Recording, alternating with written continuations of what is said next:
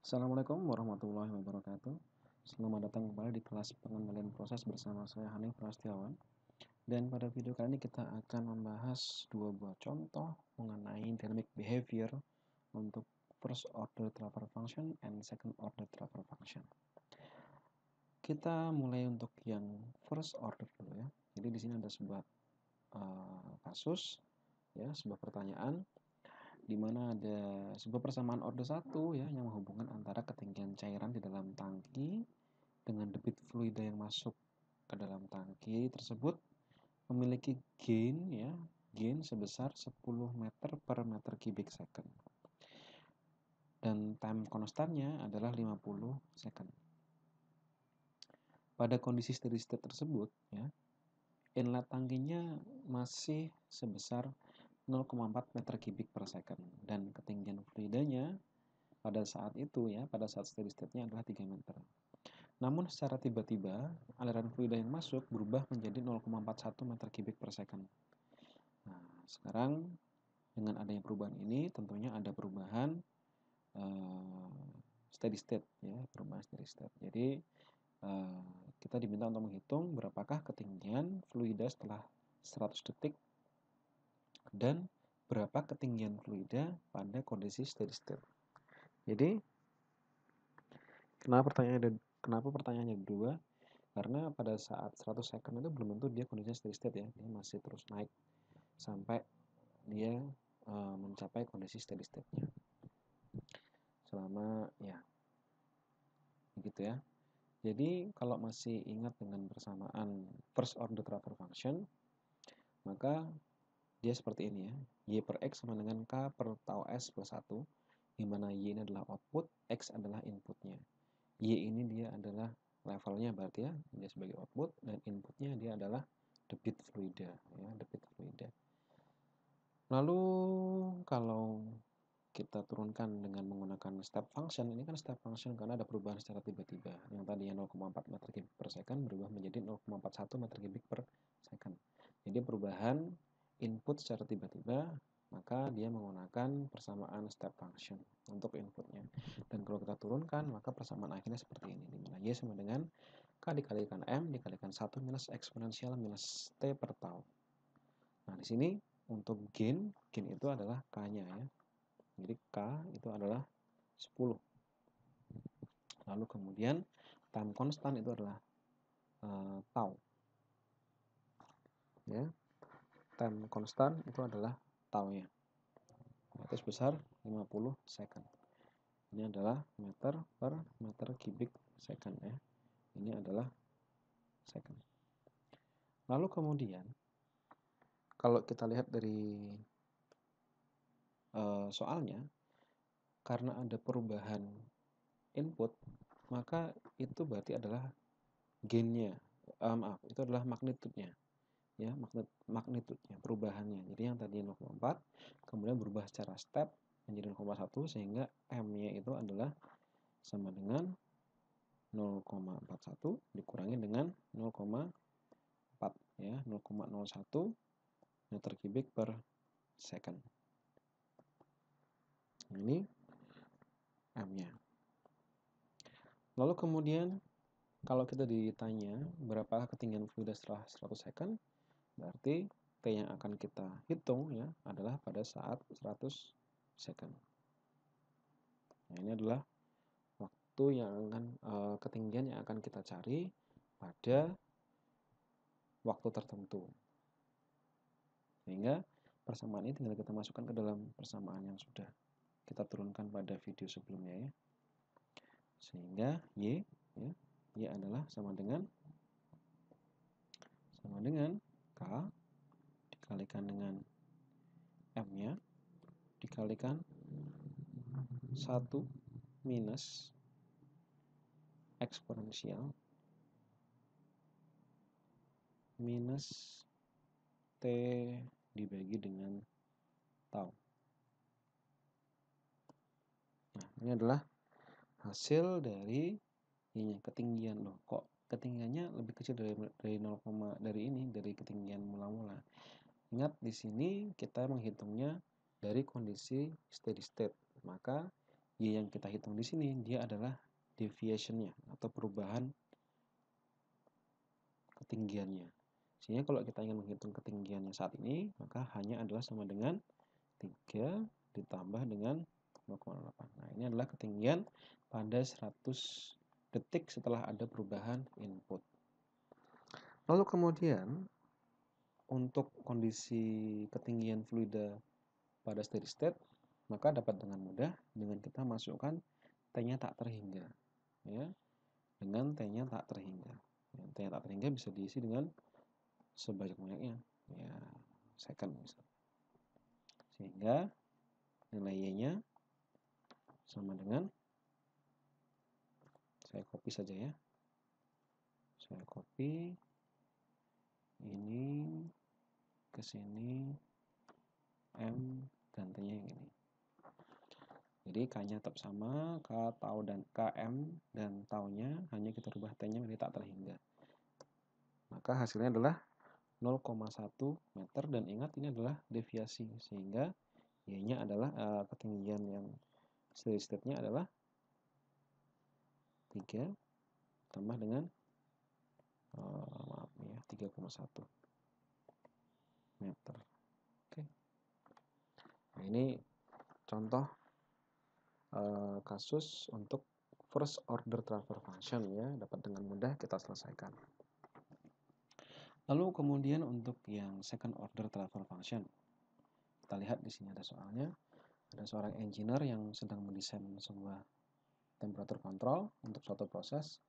Lalu diharapkan controller ini pada saat ada gangguan ya, pada saat ada perubahan, entah ada perubahan dari inputnya, entah dari set point, maka diharapkan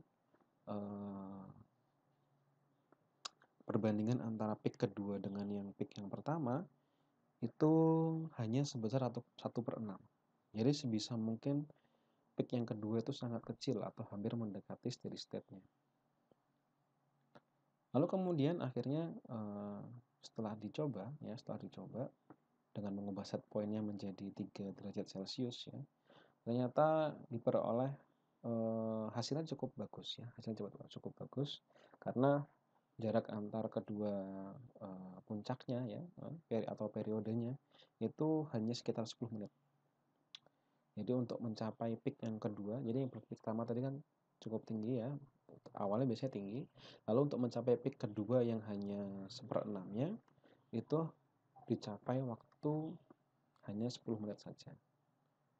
Nah, dengan informasi ini mari kita coba menyusun persamaan transfer function untuk proses yang melibatkan temperature control ini. Dan kita coba hitung nanti berapakah suhu maksimum yang dapat dicapai serta kapan suhu maksimum tersebut dicapai. Nah, jadi kalau untuk second order transfer function itu biasanya gambarnya seperti ini ya. Saya rasa sudah dilihat pada video yang sudah saya buat sebelumnya. Jadi Y ini adalah kondisi steady state ya, yang di tengah-tengah kondisi steady state. Lalu kemudian tadi ya perbandingan antara peak kedua dan yang pertama itu berarti adalah C dibagi dengan A ya. C dibagi dengan A-nya itu hanya 1/6-nya saja. Jadi yang mula-mula tinggi langsung sangat kecil sekali ya. Sangat kecil sekali. Itu adalah 1/6 ini istilahnya adalah decay ratio ya, decay ratio. Jadi perbandingan antara peak yang kedua dengan yang peak pertama. Lalu kemudian nah ini ada perubahan 3 derajat, kita nggak tahu suhunya berapapun suhunya. Ketika misalkan tadi di bawah sini adalah set point-nya 0 berarti ya, kita ubah menjadi 3 derajat Celcius. Nah, maka nanti set point-nya berubah di sini menjadi 3 derajat. Nah, ini makanya perubahan ini dapat kita hitung sebagai magnitude-nya ya, atau ya magnitude-nya, inputnya ya kan, karena kan dia inputnya berubah ya, inputnya berubah sebesar 3 derajat Celcius. Lalu outputnya, yaitu pada saat kondisi steady state dia juga 3 derajat Celcius ya, mengalami perubahan sebesar 3 derajat Celcius. Jadi biasanya kalau untuk yang second order itu untuk input dan outputnya dia sama ya, karena dia berapapun dinaikkannya maka dia pasti akan menuju ke sana, karena ini sifatnya yang berubah adalah set point. Yang berubah adalah set point. Kalau set point seperti itu. Ini adalah set point. Nah, lalu kemudian untuk persamaan umum dari second order transfer function adalah seperti ini kan. Y sama dengan K dibagi tau kuadrat S kuadrat plus 2 zeta tau S plus 1. Nah, yang pertama kali kita bisa hitung, pertama dengan mudah ini K. Nah, K itu adalah output dibagi dengan inputnya. Ini sama dengan 3 dibagi dengan 3. Nah, nilai K sudah ketahuan. Lalu kemudian untuk mendapatkan variabel tau dan zetanya ya, kita bisa melihat dari persamaan decay ratio dan periodnya. Jadi untuk yang persamaan decay ratio di sana ya sama dengan minus 2 pi zeta per eksponensial akar 1 minus zeta kuadrat. Jadi decay ratio ini adalah 1 dibagi 6 ya. Nah, ini sama dengan rumus ini. Jadi kalau dihitung ya menggunakan persamaan ini, maka nilai dari zetanya akan bisa diperoleh ya, sebesar 0,274.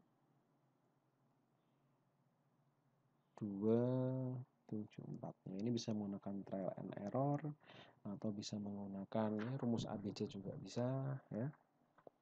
Bisa menggunakan goal-seek juga bisa ya. Itu adalah untuk nilai zetanya. Lalu kemudian kalau sudah dapat persamaan dari zetanya ya, zetanya sudah dapat, kita bisa menggunakan informasi dari persamaan periodnya ini. Ya, nilai periodnya kan sudah ada. Nilai P-nya kan adalah 10 menit. Nilai P-nya 10 menit, zetanya sudah ada, maka nilai tau juga bisa dihitung. Ya. Taunya yang diperoleh seharusnya nilainya nanti adalah 1,53. Ini adalah nilai dari tau. Sehingga untuk rumusnya bisa saya tuliskan di sini. K-nya kita ganti dengan angka 1, lalu tau kuadratnya nilainya adalah 2,34, lalu 2 zeta taunya hasilnya adalah 0,84 dan plus 1. Nah, ini adalah nilai dari persamaan second order transfer function untuk proses ini. Lalu berapakah suhu maksimum yang bisa dicapai? Artinya kita bisa melihat, kita ditanyakan berapakah suhu pada peak yang pertama ini ya, suhu yang peak pertama. Jadi ketika suhunya mula-mula di sini lalu diubah sebesar 3 derajat, dia akan naik melebihi 3 derajat tadi. Dia akan naik melebihi 3 derajat tadi. Tapi ini bisa kita hitung dengan menggunakan persamaan overshoot ya, persamaan overshoot. Overshoot itu adalah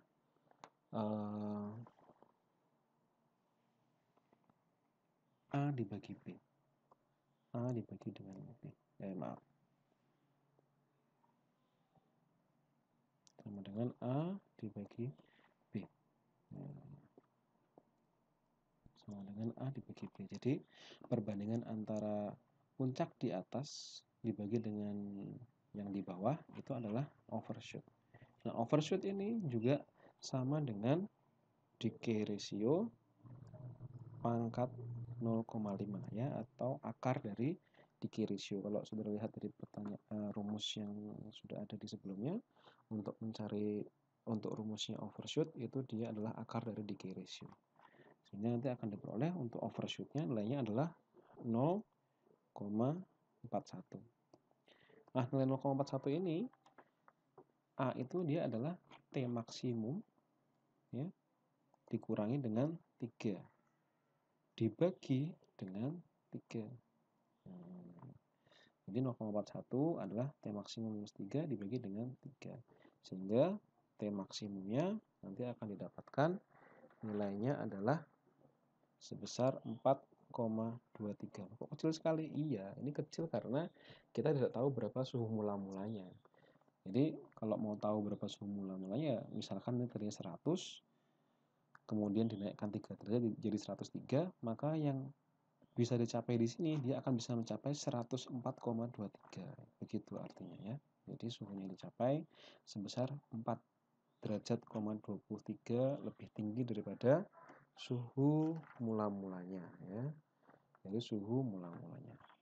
Oke, jadi yang pertama dan yang kedua sudah. Yang ketiga, nah yang ketiga lebih paling mudah.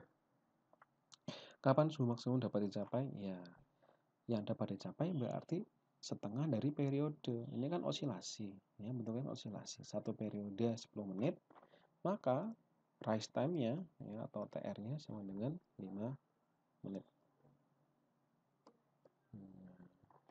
Cukup mudah ya. Nah, ini contoh untuk soal first order dan second order transfer function. Silakan dipelajari kembali dan jika ada pertanyaan bisa ditanyakan. Terima kasih. Assalamualaikum warahmatullahi wabarakatuh.